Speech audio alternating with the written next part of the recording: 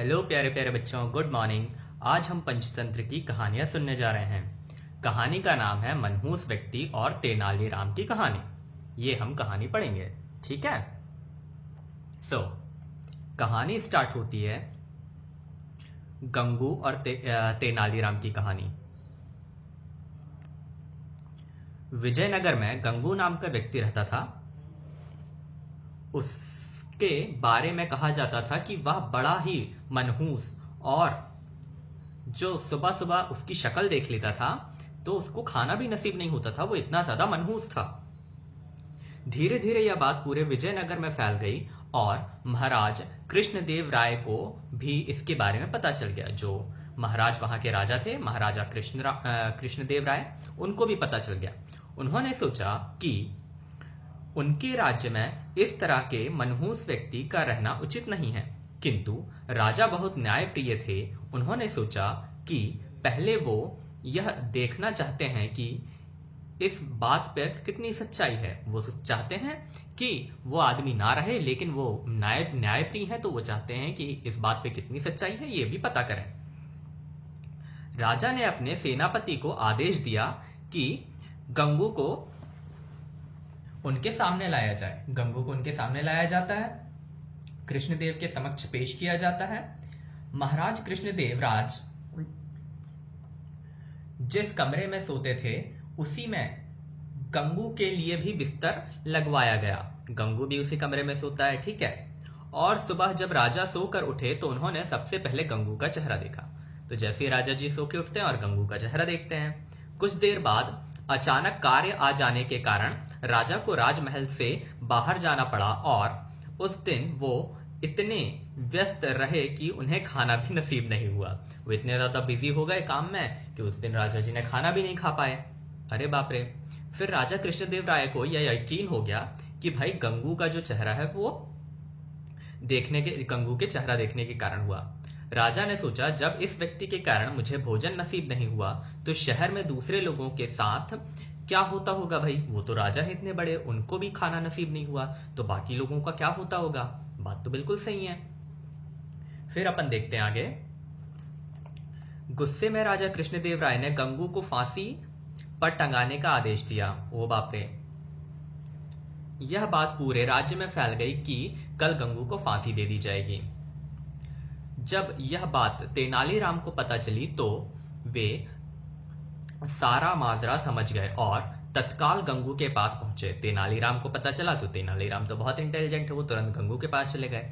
तेनालीराम को देखकर गंगू रोने लगा और तेनालीराम को पूरी बात बता दी। तेनालीराम को सारी बात बता दी, ये सब हुआ, राजा जी ने मेरे को एक ही कमरे में सुलाया और ये हुआ, और राजा जी ने मेरा चेहरा देखा, चेहरा देखने के बाद उनको खाना भी नसीब नहीं हुआ, तो मुझे कल फांसी होने वाली है। फिर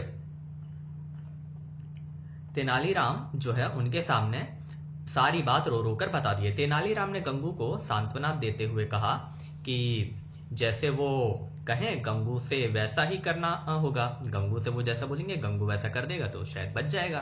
ओके। तो गंगू भी तेनालीराम की बात समझ गया।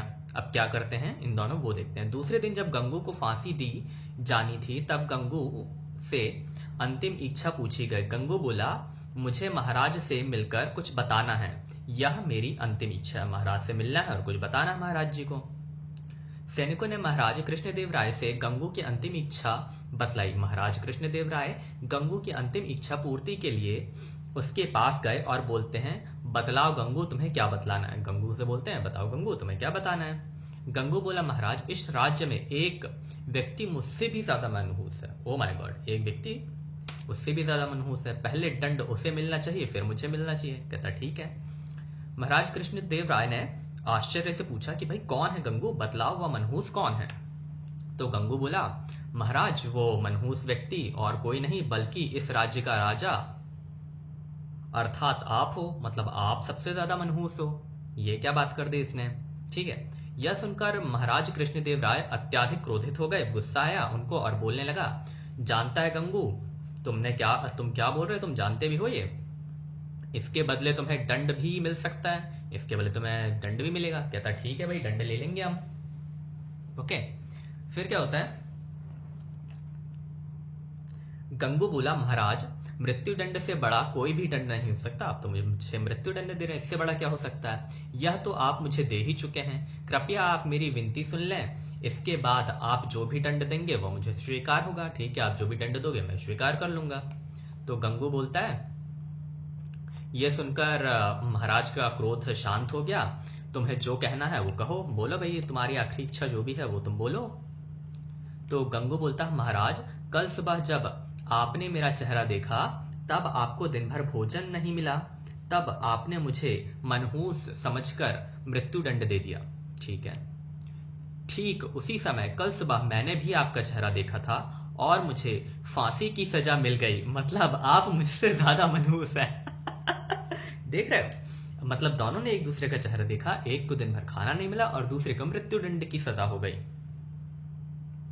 महाराज कृष्णदेव राय को पूरी बात समझ आ गई और उन्होंने अपने निर्णय का पछतावा हो रहा था।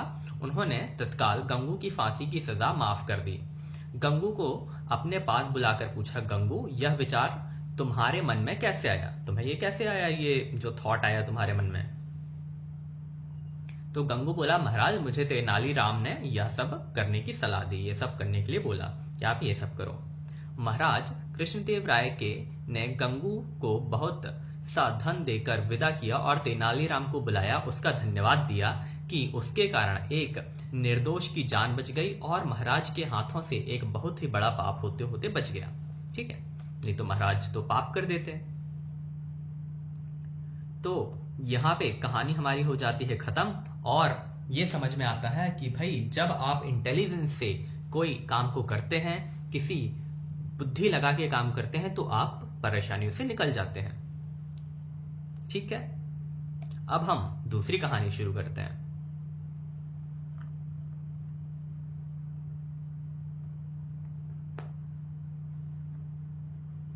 लालच बुरी बला। बहुत पुरानी बात है कि एक गांव में शेखर नाम का एक व्यक्ति रहता था।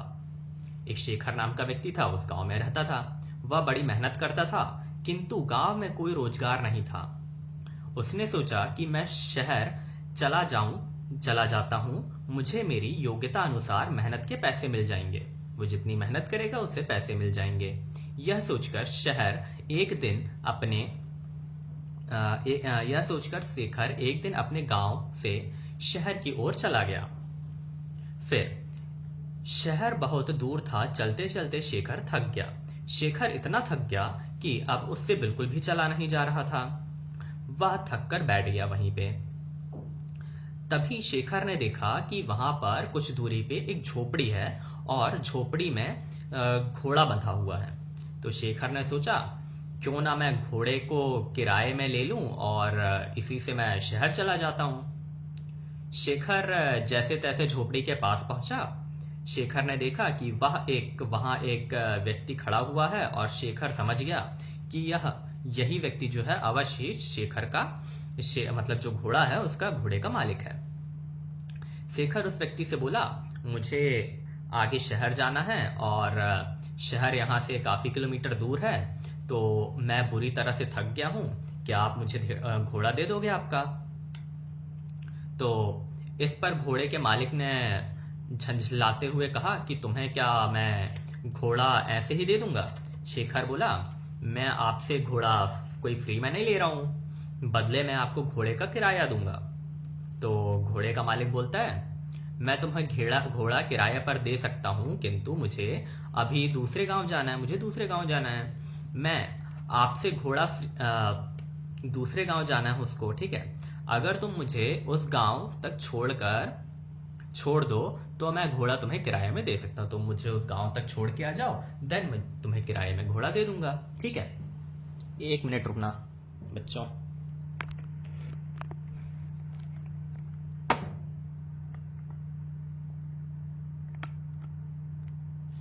मैं तुम्हें घोड़ा किराए से दे दूंगा। अब इसके बाद शेखर झट से तैयार हो गया कि शेखर घोड़े पर आगे बैठ गया और घोड़े के मालिक को पीछे बैठा लिया। और गर्मी के दिन में बहुत तेज धूप थी, दोनों चलते चलते थक गए थे और पसीने से तरबतर हो गए थे। शेखर बोलता, बहुत तेज गर्मी है और थकान भी हो रही है। तो थोड़ी देर के लिए आराम कर लेते हैं। फिर दोनों इधर उधर किंतु देखा, किंतु लेकिन कुछ भी उनको पेड़ पौधे नहीं दिखे बैठने के लिए। तभी शेखर घोड़े से उतरकर और घोड़े की ही छांव में बैठ गया, घोड़े के नीचे बैठ गया।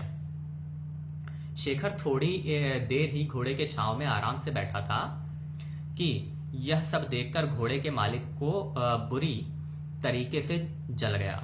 मतलब ये सब देखा कि ये मेरा ही घोड़ा है और ये मेरे घोड़े में बैठा है, तो ये देखकर घोड़े के मालिक को बुरा लग गया। फिर क्या होता है आगे हम देखते हैं। घोड़े का मालिक ने बोला, मैं तुम्हें घोड़े किराए पर दिया है, उसकी छाया किराए पर नहीं दी है। तुम हटो यहां से और इस छाया पे सिर्फ मेरा अधिकार है और मैं यहां आराम करूंगा, घोड़े की छाया के नीचे मैं बैठूंगा, तुम मत बैठो। यह सुनकर शेखर भाई बोलता है, महानुभाव आप यह कैसी बात कर रहे हैं? मैंने अगर घोड़े किराए पर लिया है तो उसी छांव पर मेरा भी अधिकार है। अगर आप चाहें तो इस छाया में हम दोनों साथ में बैठ के आराम कर सकते हैं, है ना। लेकिन घोड़े के मालिक काफी जिद्दी था और उसने बोला, नहीं नहीं, छाया पर सिर्फ और सिर्फ मेरा अधिकार है और मैं इस छांव में वहीं बैठूंगा, मैं ही बैठूंगा, तुम हटो यहाँ से। उसको वो हटा देता है। इतनी छोटी सी बात पर दोनों में जोर जोर से बहस होने लगी और तू मैं होने लगी, हाथापाई हो गई दोनों में। फिर दोनों एक दूसरे से झगड़ने लगे और एक दूसरे पे लात घूंसा मारने लगे। सुनाकर जंगल में उसके बीच बचाव करने वाला कोई नहीं था। सुनसान जंगल में कोई भी बचाव करने वाला नहीं था। दोनों में लड़ाई देखकर घोड़ा भटक गया और वहां से भाग गया। दोनों की लड़ाई देखा तो घोड़ा भाग गया भाई। थोड़ी देर बाद जब घोड़े के मालिक ने घोड़े को देखा तो वह वहीं कहीं दिखलाई नहीं दिया। यह देखकर घोड़े का मालिक बोला, अरे मेरा घोड़ा कहाँ चला गया? वह तो अभी नया घोड़ा है भाई। उसने ठीक से घर भी नहीं देखा है, पता नहीं वह कहाँ गया। अब मैं उसे कैसे ढूंढूं? तो ये घोड़ा तो भाग गया है भाई। तभी शेखर बोला, अच्छा हुआ मैं तुम जैसे लोगों के साथ ऐसा ही होना चाहिए। अभी तुम छाया के लिए परेशान हो रहे थे, अब घोड़े की काया के लिए परेशान हो रहे हो। अभी छाया के लिए अब तुम्हारा घोड़ा भी चला गया। घोड़े के मालिक को अपनी गलती का एहसास हुआ और अपना माथा पीट कर हाय तौबा करके बैठ गया और बोला, मेरे घोड़े से लालच में मेरा कितना बड़ा नुकसान हो गया है। मुझे अपनी करनी का फल मिल गया है। घोड़े की छाया में का लोभ के कारण मैंने पूरा की पूरा घोड़ा ही खो दिया। अब उसने तो घोड़ा खो दिया। शिक्षा, हमें इस कहानी से यह शिक्षा मिलती है कि लालच बहुत ही बुरी बला है। कभी कभी छोटे छोटे से लोभ के कारण हमें बड़ा नुकसान भी सहना पड़ता है। अब हम दूसरी कहानी सुनेंगे। चलिए दूसरी कहानी शुरू करते हैं। दूसरी कहानी का नाम है होशियार बच्चे और ऊंट की कहानी। होशियार बच्चे और ऊंट की कहानी। एक समय की बात है, एक गांव में 4 भाई रहते थे। चारों भाई होशियार थे और सबकी उम्र 15 से 20 के बीच थी। एक बार चारों अपने मामा के घर दूसरे गांव जा रहे थे। रास्ते में उन्हें बीच में एक ऊंट के पैरों में निशान दिखाई दिया। ऊंट देखा उन्होंने और ऊंट के पैरों में निशान दिखाई दिया। थोड़ा आगे चलने में उन्होंने एक व्यक्ति अपने तरफ आता हुआ दिखाई दिया। एक आदमी वहां से आ रहा है। जब व्यक्ति उनके पास आया तो चारों भाइयों ने क्या पूछा भाई, देखते हैं अपन। मेरा ऊंट कहीं खो गया है, क्या तुम्हें आसपास ऊंट कहीं दिखलाई दे रहा है? चारों भाइयों से वो आके आदमी बोलता है कि मेरा ऊंट भाई कहीं खो गया है, आपको मेरा ऊंट दिखा गया? तो चारों भाइयों में सबसे बड़े भाई ने पूछा, क्या ऊंट का एक पैर टूटा है? तभी दूसरे भाई ने बोला, क्या ऊंट की पूंछ कटी हुई है?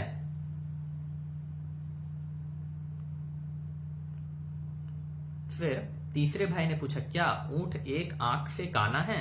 फिर चौथे भाई ने पूछ लिया कि भाई और उसके ऊपर गेहूं रखे हुए हैं। बच्चों की बात सुनकर ऊंट के मालिक ने को लगा कि अवश्य ही इन्हों बच्चों ने उस ऊंट को देखा है, इस ऊंट को बच्चों ने देखा है, और झट से बच्चों से पूछा, बच्चों बतलाओ मेरा ऊंट कहाँ है। तभी चारों ने उत्तर दिया, हमने ऊंट नहीं देखा। ओ भाई, इन्होंने बोला कि हमने ऊंट नहीं देखा है। ठीक है, अब हम आगे देखते हैं। बच्चों की बात सुनकर ऊंट का मालिक बोला, अगर तुमने ऊंट नहीं देखा तो तुम्हें कैसे मालूम कि ऊंट लंगड़ा है, काना है, पूंछ कटी हुई है और ऊपर अनाज रखा हुआ है। फिर चारों भाई बोलते हैं कि हमने तुम्हारा ऊंट नहीं देखा। ऊंट के मालिक ने चारों भाइयों पे शक करते हुए देखा, शक किया कि इन्होंने ही ऊंट चुराया है। ऊंट के मालिक चारों भाइयों की शिकायत लेकर राजा जी के पास पहुंचा। अब पहले के जमाने में तो राजा जी होते थे, तो चारों भाइयों की शिकायत लिया और वो राजा जी के पास चला जाता है। फिर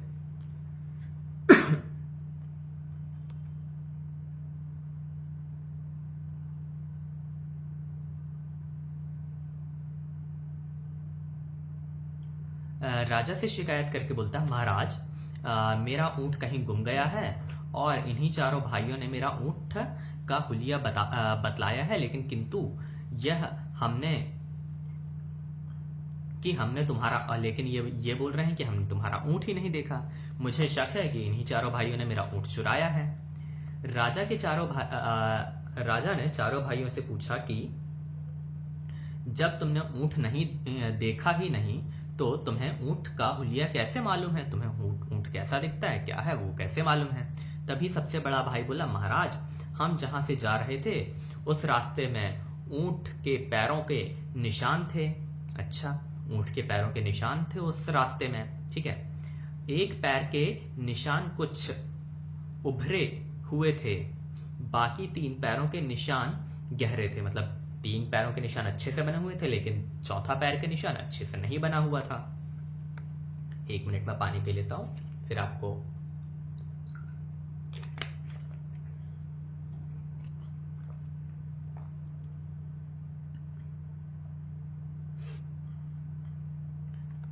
पैरों का निशान नहीं था, तो इससे समझ में आ गया, इसका मतलब कि ऊंट एक पैर से टूटा हुआ है, जिसके कारण उभरे हुए निशान बन रहे थे। एक पैर टूटा इसलिए। दूसरे भाई ने कहा, महाराज कि पूंछ कटी हुई होने का संदेश हमें इसलिए हुआ क्योंकि जहां ऊंट के पैरों के निशान थे वहां ऊंट का गोबर बिखरा हुआ नहीं था। इसका मतलब साफ साफ है कि ऊंट की पूंछ कटी हुई है, इस कारण से गोबर पूंछ से नहीं टकराया और सीधा जमीन पर गिर गया। अच्छा, जहां पे गोबर देखा तो सीधे सीधे गोबर गिर गया, गोबर कहीं भी बिखरा नहीं पूंछ से टकरा के। फिर राजा ने तीसरे भाई से पूछा कि भाई ऊंट जहां से जा रहा था वहां एक तरफ घास तो ऊंट ने खाई थी, जिसके कारण वहां घास नहीं थी, और जिस तरफ ऊंट की आंख खराब थी वहां की घास ऊंट ने खाई ही नहीं थी, जिससे कि ये समझ में आ गया कि ऊंट एक आंख से अंधा है। जिस तरफ की घास दिखी उसे, उस तरफ का उसने खा लिया, दूसरी तरफ का नहीं खाया। इससे समझ में आ गया कि ऊंट काना है। फिर चौथे भाई ने बोला, महाराज जिस रास्ते से ऊंट जा रहा था उस रास्ते में गेहूं के दाने बिखरे हुए थे, इसलिए मैंने कहा कि ऊंट के ऊपर अनाज रखा हुआ था जो कि गेहूं था। फिर चारों भाइयों के उत्तर सुनकर उनकी बुद्धिमत्ता पर राजा प्रसन्न हो गए कि वाह, तुम लोग तो कितने इंटेलिजेंट हो। तभी चारों भाइयों अपने सलाहकार मंडल की जगह दे देते हैं। राजा जी फिर क्या करते हैं, चारों भाइयों को राजा के एज मिनिस्टर अलाउ कर देते हैं कि आज से आप लोग हमारे यहाँ मिनिस्टर बन के रहोगे, और उनको पोजीशन दे देते हैं। ठीक है, तो इस कहानी की शिक्षा ये मिलती है कि अगर आप इंटेलिजेंट है तो आपको आपके टैलेंट के दम पे अच्छी पोजीशन मिल जाएगी।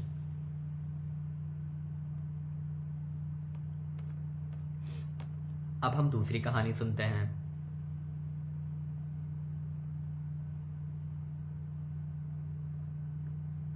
हाँ जी, तो दूसरी कहानी है हमारी बैंगन भरता और चोर की कहानी। बैंगन भरता और चोर की कहानी।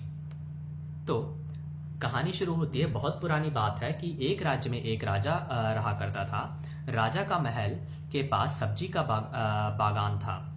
राजा के महल में सब्जियां इसी बागान से जाती थी। राजा को बैगन बहुत पसंद था।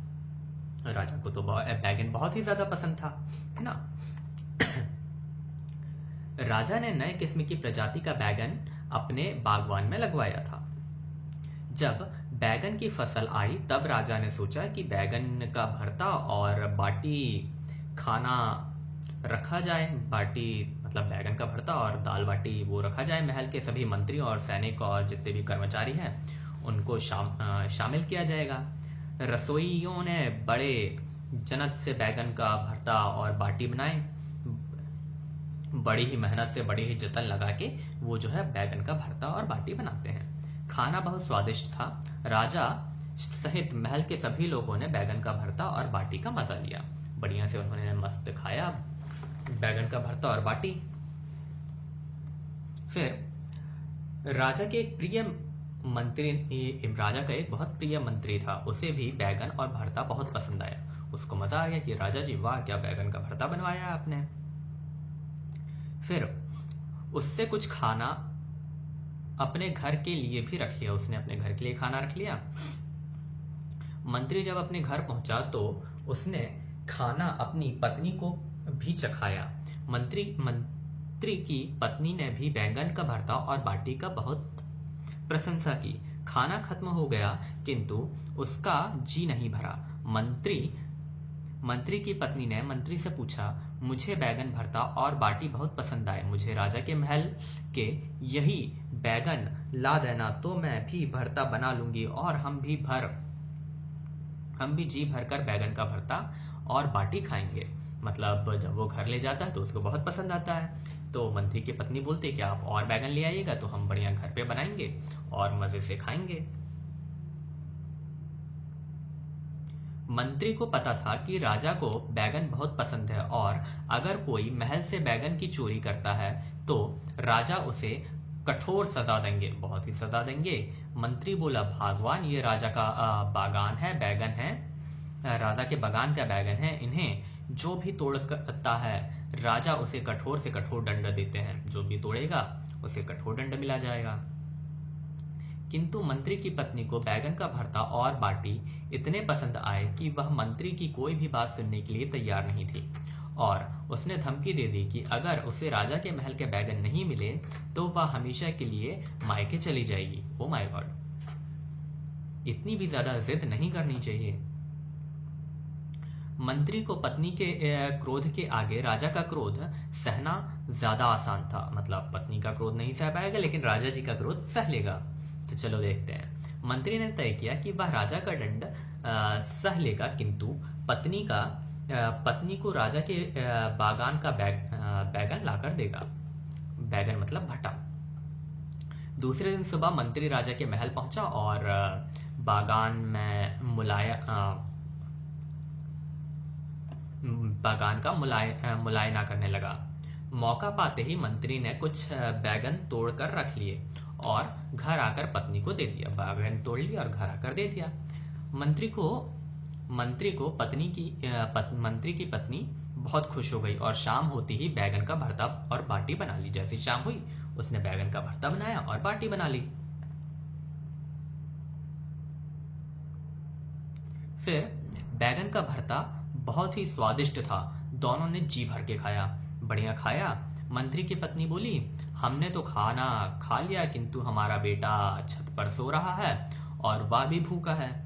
उसे भी स्वादिष्ट बैगन का भरता और बाटी खिलाना है। भाई वो तो ऊपर है, सो रहा है, वो उसको भी खिलाना। तो मंत्री बोला, अगर हमने अपने बेटे को बैगन का भरता खिला दिया तो यह बात राजा तक पहुंच जाएगी क्योंकि हमारा बेटा कभी झूठ नहीं बोलता और वह सब सच बतलाता है। हमारा बेटा तो कभी झूठ नहीं बोलता तो वो झूठ नहीं बोलेगा और राजा जी को सारी बातें बता देगा कि आपके बागान से बैगन चोरी करके लाया गया है। फिर मंत्री के बार बार मना करने पर भी उसकी पत्नी नहीं मानी और मजबूरन मंत्री के मंत्री अपने बेटे को जगाने छत पर चला गया और उसके चालाक दिमाग में एक युक्ति सूझी। मंत्री के चालाक दिमाग ने सोचा कि कुछ तो करना पड़ेगा। मंत्री छत पर पानी ले गया और अपने बेटे के ऊपर पानी इस तरह से डाला मानो बरसात हो रही है। पानी इतना तेज डाला कि बहुत तेज बरसात हो रही है ना। मंत्री ने अपने लड़के को जगाया और बोला, बेटा बहुत तेज बारिश हो रही है, अंदर चलो।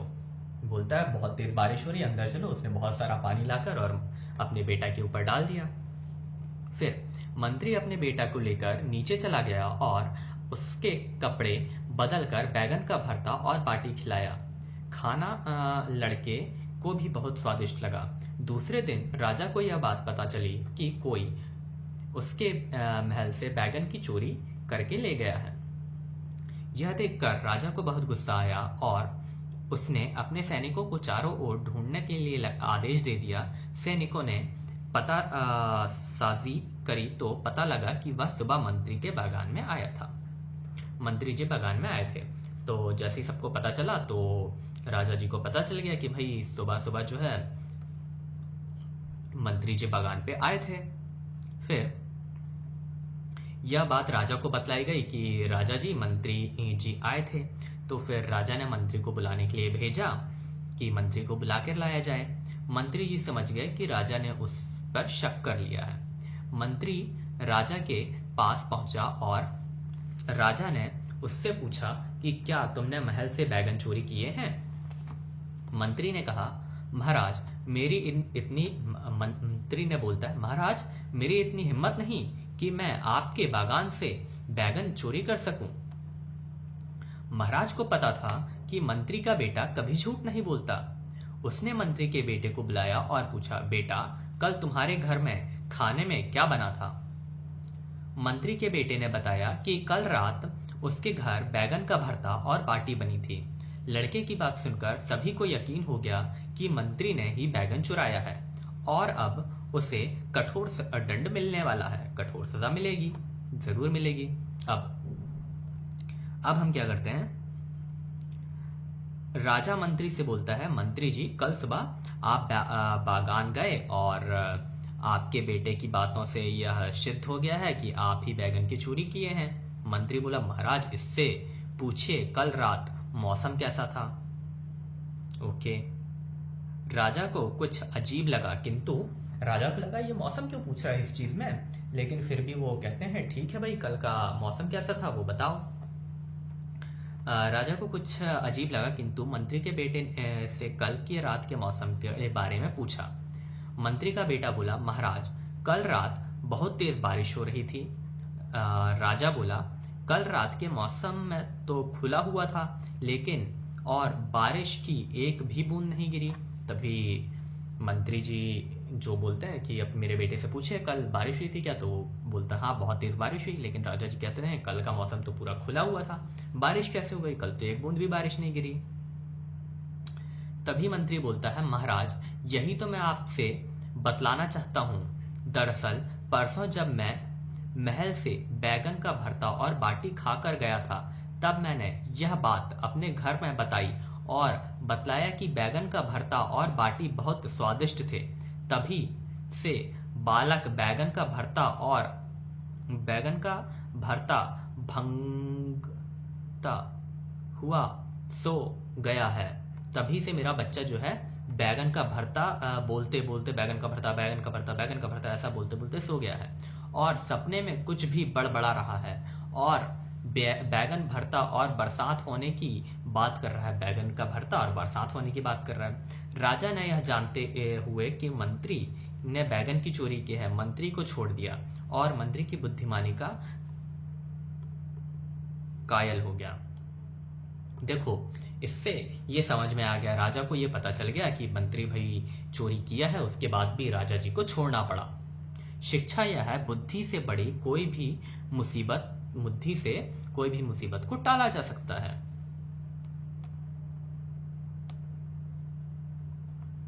ये हमारी कहानी हो गई यहाँ पे खत्म।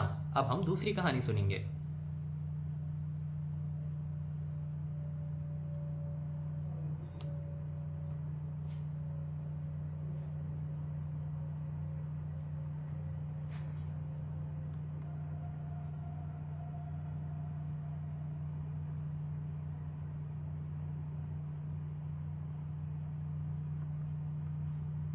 चलो अब पंचतंत्र की कहानियां सुनते हैं। एक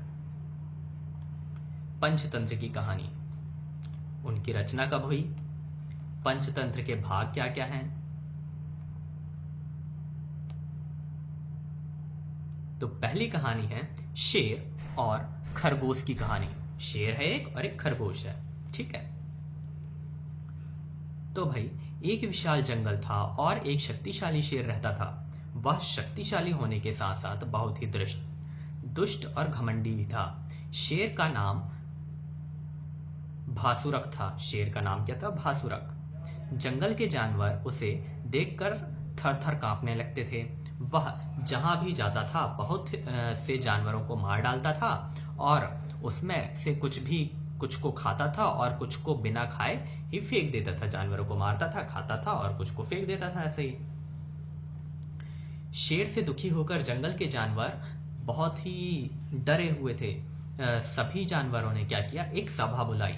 जितने भी जानवर रहते हैं, इस सभा में जंगल के सारे जानवर सम्मिलित थे।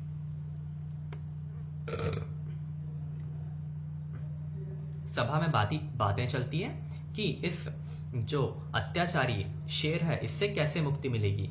सभी में तय किया गया कि सभी जानवर शेर के पास जाएंगे और विनती करेंगे कि वह किसी भी जानवर को ना मारे। शेर से बोलेंगे कि आप किसी भी जानवर को ना मारें। बदले में जानवर जो है खुद एक एक बारी करके शेर का भोजन बन जाएंगे। मतलब जानवर खुद बोलेंगे शेर को कि आप हम लोग को ना मारें, जब भी आपको भूख लगेगी तो आप बता देना, हम खुद आपके पास आ जाएंगे और हम आपका भोजन बन जाएंगे। जंगल के सारे जानवर एकत्र होकर शेर के पास गए और अपना प्रस्ताव रखा। वहां जाके उन्होंने प्रस्ताव रखा। शेर भी जानवरों की बात मान गया। शेर भी मान गया कि ये तो बहुत अच्छी बात है, मुझे शिकार भी नहीं करना पड़ेगा। परंतु उसने जंगल के जानवरों को धमकी दी कि जिस दिन कोई शेर के पास नहीं आएगा उस दिन वह और अधिक जानवरों का शिकार करने लगेगा। मतलब अगर कोई दिन ऐसा हो गया किसी दिन कि कोई जानवर नहीं आया तो वो क्या करेगा, और भी ज्यादा नंबर्स में और भी ज्यादा तेजी से जानवरों का शिकार करेगा। ऐसा भाई अपने शेर बोल रहे हैं। अब क्या करते हैं, अपन आगे बढ़ते हैं। उस दिन के बाद जंगल के जानवरों का डर खत्म हो गया। अब वे निश्चित होकर जंगल में घूमते रहे और शेर को भी बैठे बैठे भोजन मिलने लगा, है ना। शेर को ये बहुत अच्छा था कि वो बैठे बैठे बढ़िया खा रहा था। बहुत दिनों तक नियमानुसार एक एक जानवर शेर के पास जाता रहा। एक एक करके हर एक जानवर शेर के पास जाता रहा। ये बढ़िया नियम चल रहा था और हर किसी को एक दिन अपनी बलि चढ़ानी पड़ती थी। एक दिन एक खरगोश की बारी आई। खरगोश शेर के पास जा तो रहा था परंतु डर के कारण उससे चलते नहीं बन रहा था। वो इतना ज्यादा डर गया था कि उससे चलते नहीं बन रहा था। वह जंगल में धीरे धीरे जा रहा था। वो बिल्कुल धीरे धीरे जा रहा था क्योंकि उसे डर लग रहा था। 1 मिनट में पानी पी लूं।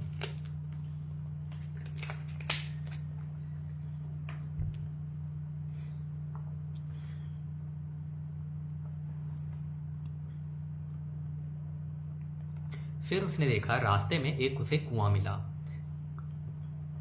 वह कुछ देर के लिए कुएं के पास बैठ गया। उसने जब कुएं में झांका तो कुएं में उसे अपनी ही परछाई दिखी। जब उसने कुएं में झांका तो उसने देखा कि उसमें कुएं में उसकी खुद की परछाई दिख रही है। उस परछाई को देखकर खरगोश के मन में कई तरह के विचार आने लगे। जैसे ही वो परछाई को देखता है उसके मन में कई सारे विचार आने लगे। वह कुछ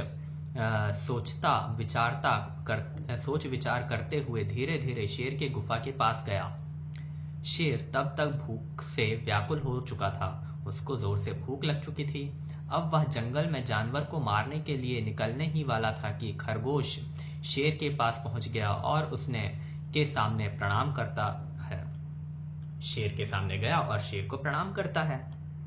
खरगोश को देखकर शेर को गुस्सा 7वें आसमान पर पहुंच गया। उसने का गुस्सा और तेज बढ़ गया जैसे ही खरगोश को देखा। वह दहाड़ते हुए खरगोश से बोला कि मैं भूख से व्याकुल हो रहा हूँ और जंगल में के जानवर तुझे पिड्ढी को मेरा पेट भरने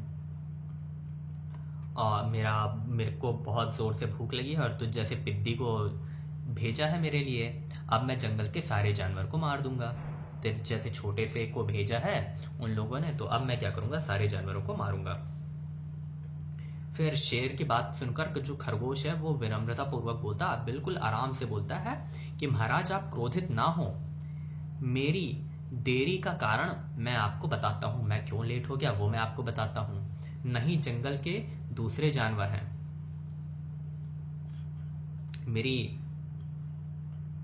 मैं लेट खुद के कारण हुआ हूं, ना कि दूसरे जानवरों के कारण। अगर आप मुझे माफ करें तो मैं आपको पूरी बात बताऊं, अगर आप मेरे को माफ कर देते हैं तो मैं आपको पूरी बात बताता हूं।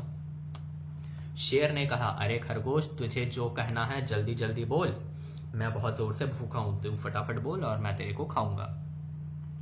खरगोश ने बिल्कुल आराम से विनम्रता के साथ कहता है, महाराज मैं बहुत छोटा हूं, इसलिए जंगल के जानवरों ने मेरे जैसे 5 खरगोश आपकी सेवा में भेजे थे। 5 खरगोश आपकी सेवा में भेजे थे। जब हम जंगल से आ रहे थे तब एक दूसरा शेर आया और हमारे यहाँ आने के कारण पूछने लगा। हमसे पूछता है कि तुम लोग वहां क्यों जा रहे हो। जब हमने आपके पास आने की बात कही तब उसने आपको बहुत भला बुरा कहा, डरपोक कहा और खुद को जंगल का राजा बतलाने लगा। उसने बोला आप तो डरपोक हो और मैं जंगल का राजा हूं। खरगोश ने बताया कि ऐसा एक दूसरा शेर बोल रहा था। फिर उसने अपनी युद्ध की चुनौती दी। उसने जो है आपको बोला है कि अगर आप ताकतवर हो तो आप लड़ने आओ।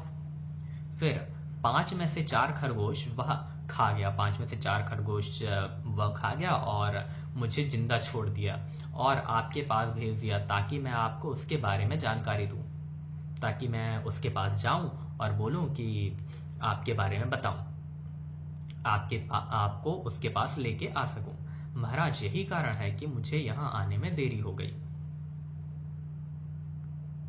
अब खरगोश की बात सुनकर भासुरक शेर बोला। खरगोश की जैसे बात सुनता है तो भासुरक शेर बोलता है, खरगोश तुम मुझे जल्दी से उस शेर के पास लेके चलो। वो शेर जो भी है वो मुझे जल्दी से लेके चलो। मैं जल्द ही जल्द उस दुष्ट को सबक सिखलाना चाहता हूँ। मैं उस बेवकूफ आदमी को सबक सिखलाना चाहता हूँ, उसको बताता हूँ कि मैं कौन हूँ भाई। उसने मुझे ललकारा है और उसकी इतनी हिम्मत कि वह मेरे राज्य में आकर मुझे ही युद्ध की चुनौती दे रहा है। Oh my God. शेर की बात सुनकर खरगोश बोला, महाराज युद्ध करना तो आप जैसे परम वीर का काम है, आपका तो काम ही है युद्ध करना। परंतु दुश्मन अपने दुर्ग के पास छुपा हुआ है और दुर्ग में छुपा शत्रु बहुत खतरनाक होता है। अच्छा,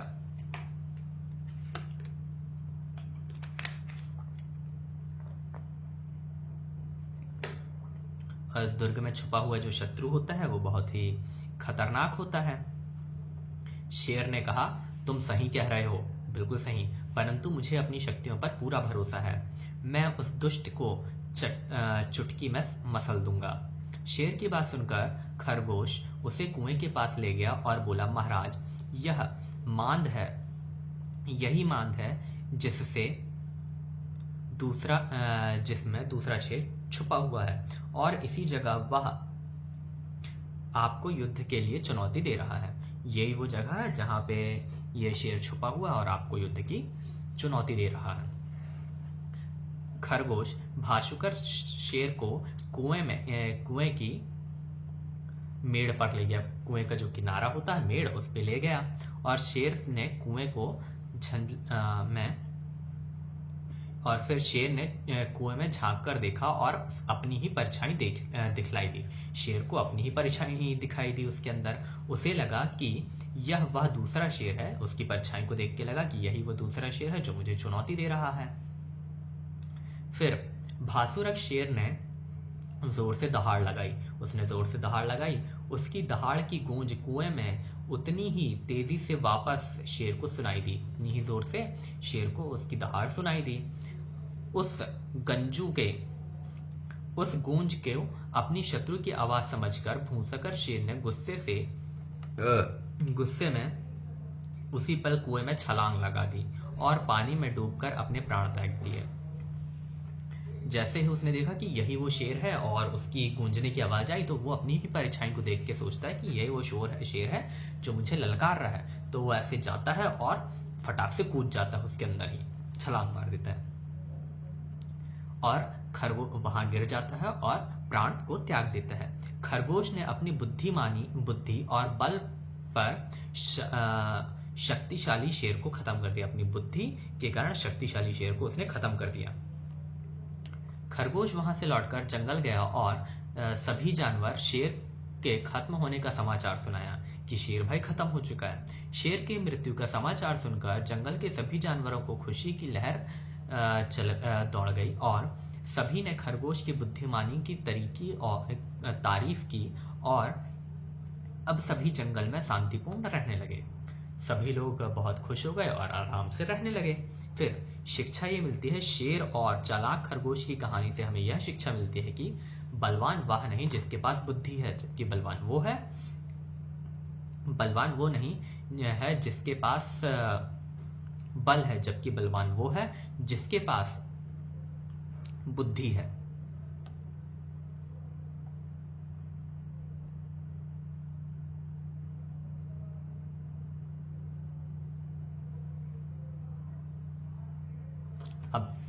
अब हम इस कहानी का सेकंड पार्ट पढ़ेंगे। ओके, तो चालाक खरगोश और शेर की कहानी पार्ट 2। एक दिन शेर बहुत भूखा था और भोजन की तलाश में शेर जंगल में घूम रहा था। उसी समय खरगोश अपने बिल के बाहर निकलकर धूप के मजे ले रहा था। शेर ने खरगोश को देखा और उस पर झपट मार कर दिया। कुछ ही पलों में खरगोश शेर के पंजे में आ गया। खरगोश जो है शेर के पंजे में आ गया। खरगोश को लगा कि शायद अब वह नहीं बच पाएगा, अब तो मरना तय है, बच पाएगा। किंतु उसने उम्मीद नहीं छोड़ी और शेर से बोला कि महाराज, आप जंगल के राजा हैं और आपका शरीर इतना बड़ा है, मुझ जैसे छोटे से प्राणी को आप खाएंगे तो आपके दांतों में ही चिपक जाऊंगा। मैं तो आपके दांतों में ही चिपक के रह जाऊंगा, आपका पेट नहीं भरेगा मेरे को खा के। महाराज, पास में ही एक बड़ा सा हिरण रहता है, बहुत बड़ा हिरण रहता है।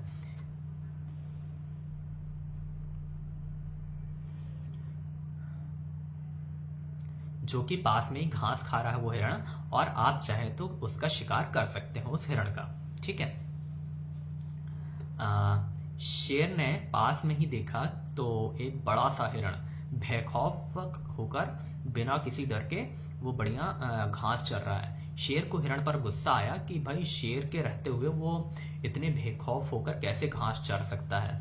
तो इस तरह जंगल में दूसरे जानवरों को भी शेर का भय खत्म होगा अगर ये इतने अच्छे से खाएगा तो फिर शेर राजा क्या करते हैं, शेर को खरगोश की बात पसंद आ गई और उसने खरगोश को छोड़ के हिरण पे हमला करना शुरू कर दिया।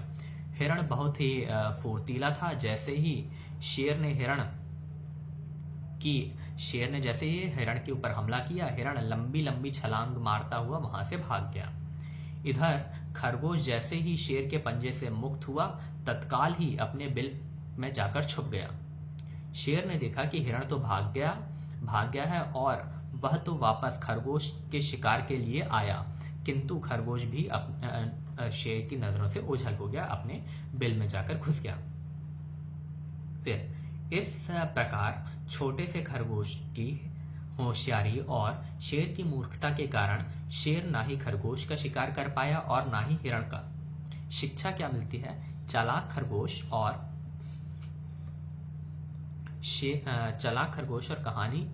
शेर की कहानी से हमें शिक्षा मिलती है कि विपत्ति के समय घबराना नहीं चाहिए, बल्कि अपनी बुद्धि का प्रयोग करना चाहिए, अपना बचाव करना चाहिए।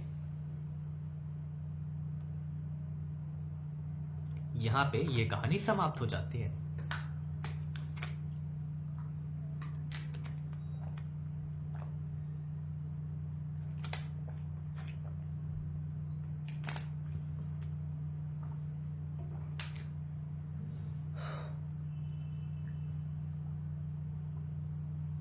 अब हम दूसरी कहानी सुनेंगे। ये कहानी हमें शिक्षा देती है कि हमें बुरे काम क्यों नहीं करने चाहिए।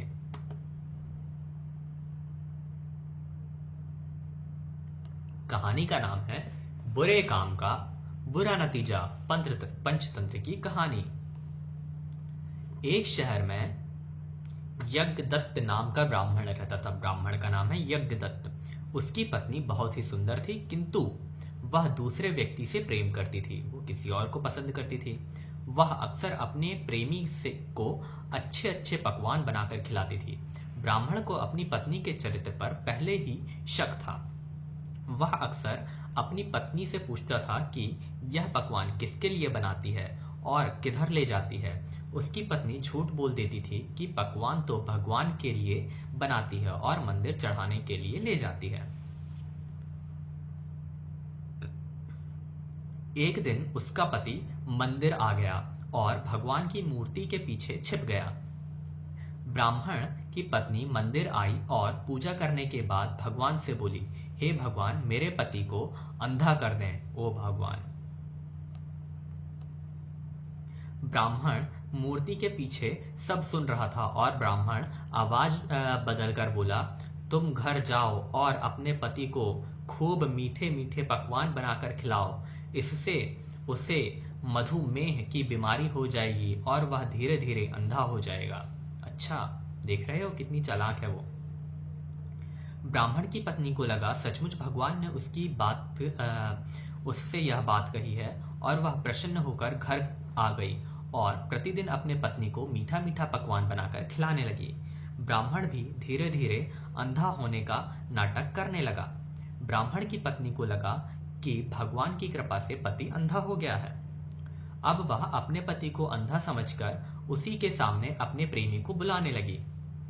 एक दिन जब उसका प्रेमी घर आया तो ब्राह्मण ने लाठी से उसे इतना मारा कि वह वहीं मर गया। ब्राह्मण ने अपनी चरित्रहीन पत्नी की नाक और कान काट कर घर से भगा दिया। शिक्षा हमें यह मिलती है कि बुरे काम का बुरा नतीजा होता है। हिंदी कहानी, इससे हमें यह शिक्षा मिलती है कि विश्वासघात हमें किसी के साथ नहीं करना चाहिए।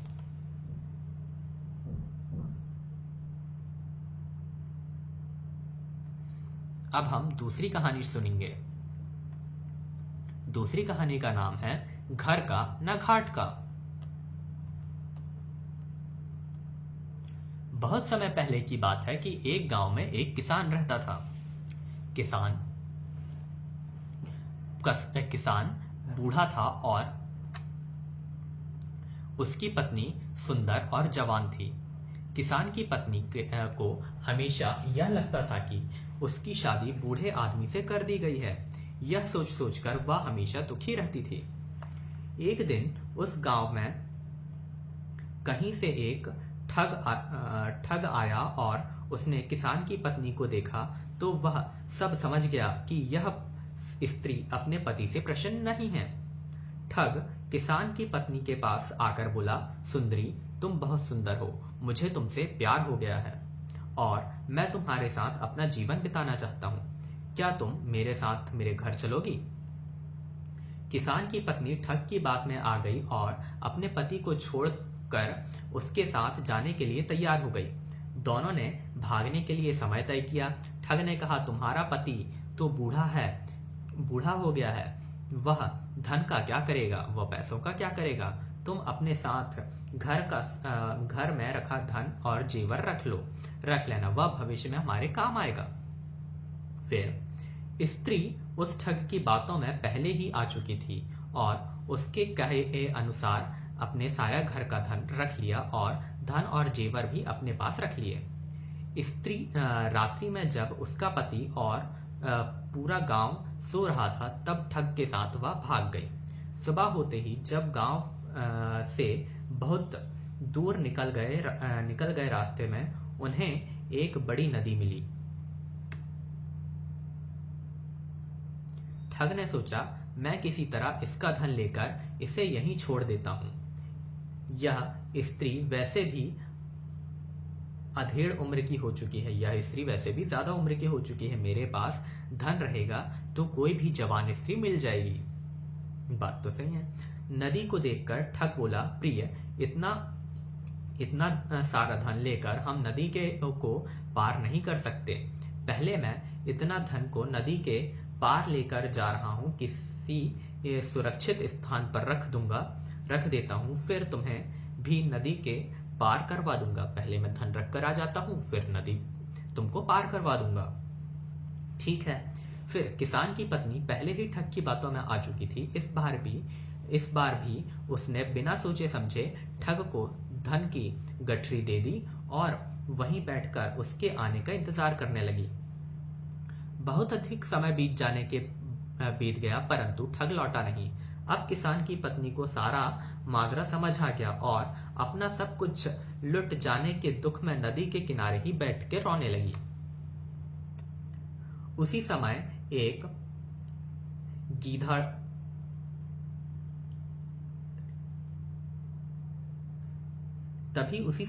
गीधड़ मुंह में मांस का टुकड़ा लेकर स्त्री के सामने से गुजरी। एक गीधड़ आई और मांस का टुकड़ा अपने मुंह में रख के और वहां से गुजरी। गिधड़ी को नदी में एक बड़ी सी मछली दिखाई दी। गिधड़ी ने मछली पकड़ने के लिए उस पर झपट मारा। मछली उछलकर दूर चली गई और गिधड़ी के मुंह में रखा मांस का टुकड़ा नदी में गिर गया और तेज धार में बह गया। मतलब गिधड़ी के मुंह में जो मांस का टुकड़ा था वो गिर गया और मछली भी वहां से चली गई। यह देखकर किसान की पत्नी गिधड़ी से बोली, अरे तू तो अपनी मूर्खता के कारण मांस के टुकड़े और मछली दोनों से ही हाथ धो बैठी। तू इतनी मूर्ख है कि मांस का टुकड़ा भी चला गया और साथ में मछली भी तेरे मुंह में नहीं आई।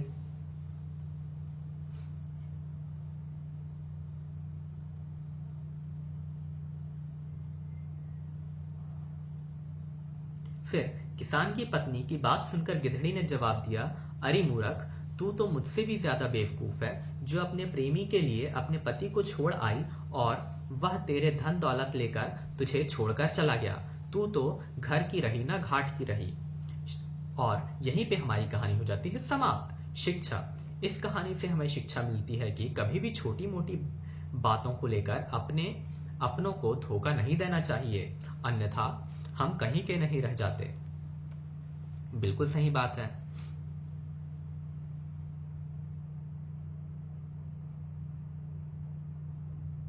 अब हम दूसरी कहानी पढ़ेंगे।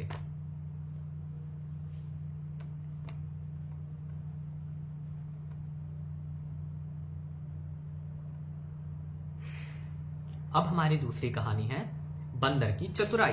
बंदर की चतुराई देखते हैं।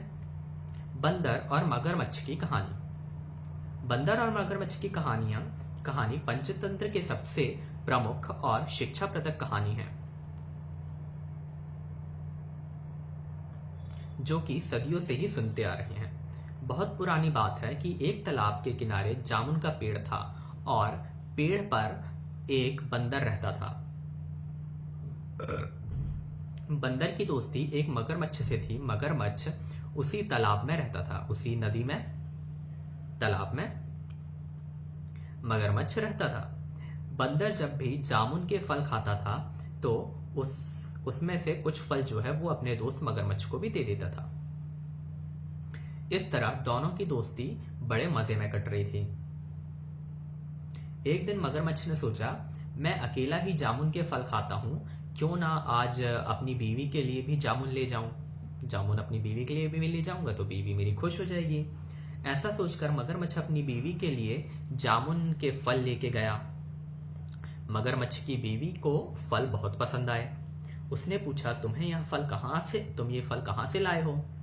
मगरमच्छ बोला, मेरा एक दोस्त है बंदर, वह एक जामुन के पेड़ में रहता है और वहीं से मुझे ये फल देता है। वही हम दोनों प्रतिदिन बड़े मजे से यह फल खाते हैं, दोनों मिलके।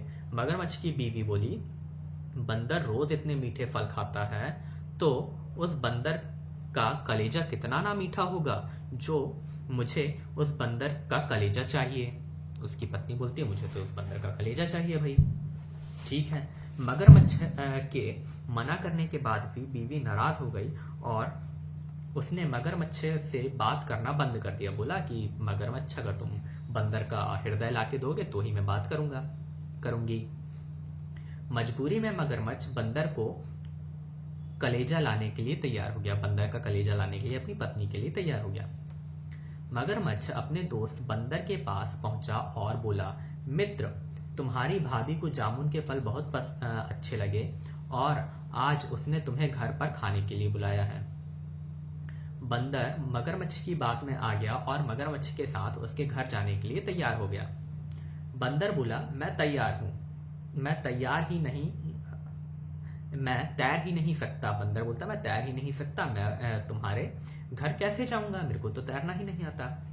मगरमच्छ ने बंदर को अपनी पीठ में बैठा लिया और उसे घर ले जाने लगा।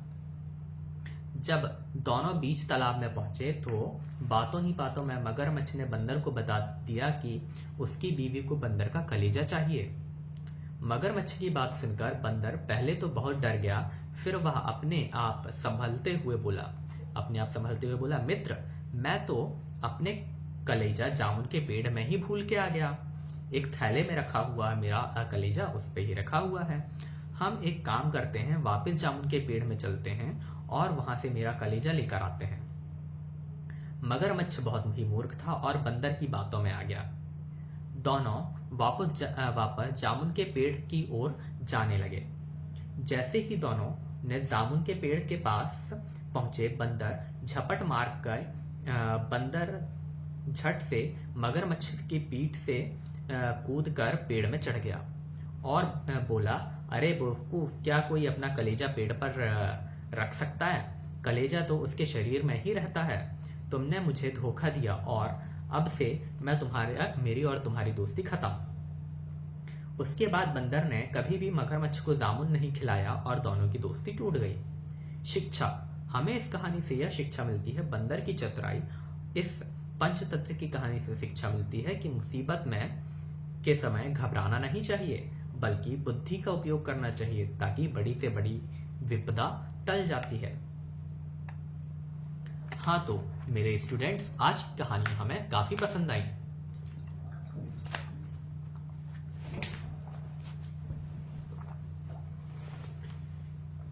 तो आज हम देखते हैं कि आज हम लोगों ने कौन कौन सी कहानी सुनी।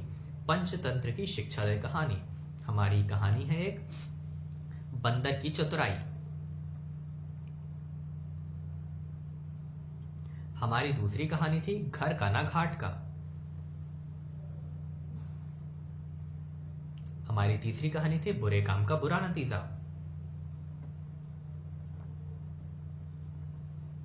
हमारी एक और कहानी थी चालाक खरगोश और शेर की कहानी पार्ट 2, और इसका ही एक और पार्ट 1 था शेर और खरगोश की कहानी पार्ट 1।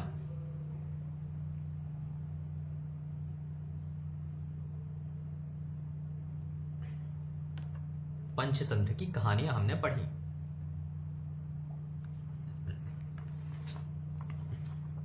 हाँ तो बच्चों, अगर आपको डेली पंचतंत्र की कहानी सुनना है तो आप मेरे चैनल को सब्सक्राइब करें। मैं डेली ही आपको अच्छी अच्छी कहानियां सुनाता हूं ताकि बच्चे अपना इम्प्रूवमेंट कर सकें और अच्छी अच्छी बातें सीखें, ना कि फोन चलाते रहें।